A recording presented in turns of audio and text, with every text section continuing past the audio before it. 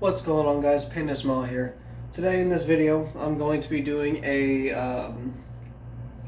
I guess it would be a checkup or one of those videos like how my knife is doing after X amount of time.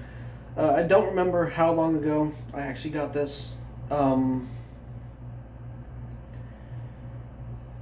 think it was like three-ish. No, it wasn't three. Maybe a month and a half to 2 months ago, maybe a little over 2 months, I got the uh, Benchmade 42 clone by TheOne. It's got TC4 channel titanium handles and a 440C steel blade. And it mimics the Benchmade 42 Springer, as you can see by the two holes and the hole in the middle of the handle right there. But the different thing about this is it's got a little curve up here where the false edge is at, and the belly of the blade is a bit deeper here as well. And of course it's on bushing, so no tap, barely any play. Mind you, this is still like the factory tune and bushings and all that. Earlier about 8 to 12 hours ago, I put some Loctite Blue on it, and I put some Carbon Honey in it. Carbon Honey thick, to be precise. And honestly, even though I know this is a clone, this feels in the hand, and I'm not gonna say while flipping because it still kind of flips like a 42 would. It flips kind of wonky, especially because I have to have this screw in here to differentiate the weight from in here to have it sort of match this handle. It still flips sort of weird. It still kind of flips like a 4X would, especially like an old 42 would, but it feels solid, right? It feels more solid. As for damage, I haven't dropped it a whole lot on anything that's not like carpet. A couple scuffs down here where the paint or where the anodizing is coming off. On the safe handle, the anodizing is wearing off a little bit more than the bite handle because obviously you grip it right here. The tip has ever so slightly, just a tiny chip. Not a whole lot though. I haven't used this really for anything. I've kind of just flipped it.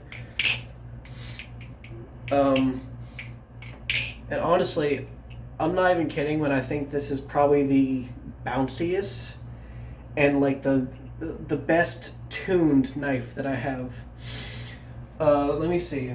Let me get another knife that I think would be a better tune. Give me 1 second here.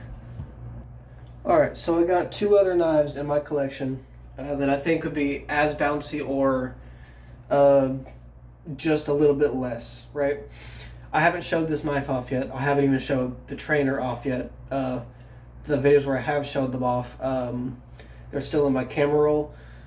I'm going to upload them eventually, but I have a JK Designs Orca V2, a real one, not the clone like I had before. And obviously it sounds pretty bouncy, right?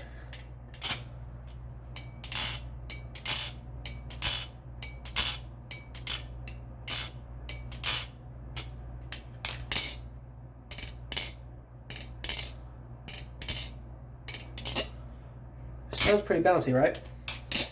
The other one that I have is the the Orion S from LDY.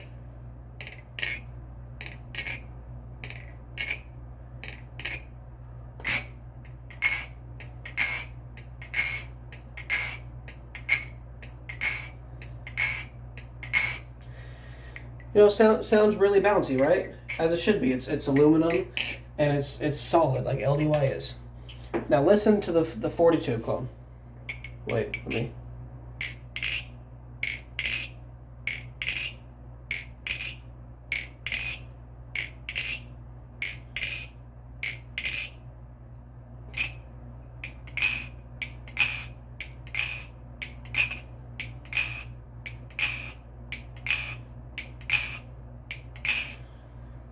Now mind you, this is a clone that costs, I think this one was,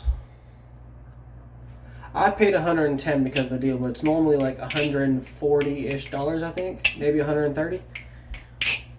But it's solid. It's got a good tune on it. It flips exceptionally well for it to be a 4X clone, especially a 42 clone. And I really, really like it. I've been having a lot of fun with it lately. The only reason I haven't been flipping it as much as some of my other knives is because of the hardware. The screws and everything kept coming out, and I'm not a huge fan of having to tighten them, especially when the hardware is so like cheaply made that it strips. So I haven't flipped it as much, but I ended up just putting Loctite in there, even though I really don't like Loctiting screws. I feel like it's just kind of unnecessary, and it's harder to clean out the inside of the threads. That's just me, but I finally caved and put some thread lock in here. And honestly, it's fucking dope. I love it. It gives you that old school feel of flipping a 4X while still having like the janky, like, I wouldn't say janky feeling it, because 4Xs are janky in like a good way.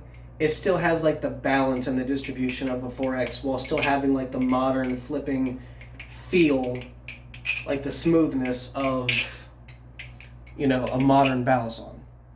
And I genuinely like it. Now, of course, flipping my actual 42s are just going to be a lot more fun anyway, because, you know, not only are my actually dream knives, but they've just got a level of nostalgia to them. This is fun in if you took those, changed the design, and modernized it. So it feels like that in a way. But I genuinely like it. I just wanted to give a quick update on how this one was feeling. I'll eventually either upload or remake all of the videos that I've have in my camera roll. There's one balisong here. I was gonna do one of the bounce tests for it, but I didn't want to show it off. I'm gonna show it off here anyway. I'm probably gonna remake the video, or I might just upload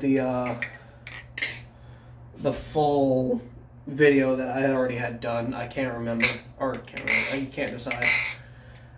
This is the Duke Designs Pompilius, prototype number 3.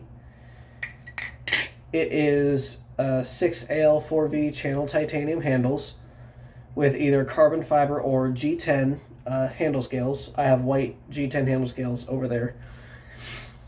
And it's got a LMAX blade. I think prototype number 0, which there's only technically 6 of the first round of prototypes. There's 1 through 5, and there's 0, which old school balisong has, which has an S35VN blade. But yeah, it's got the feeling of a live blade Nautilus, just with titanium handles, and it's on Zen pins, and it's a live blade, which the Nautilus was the inspiration for it, and the Pompilius is actually a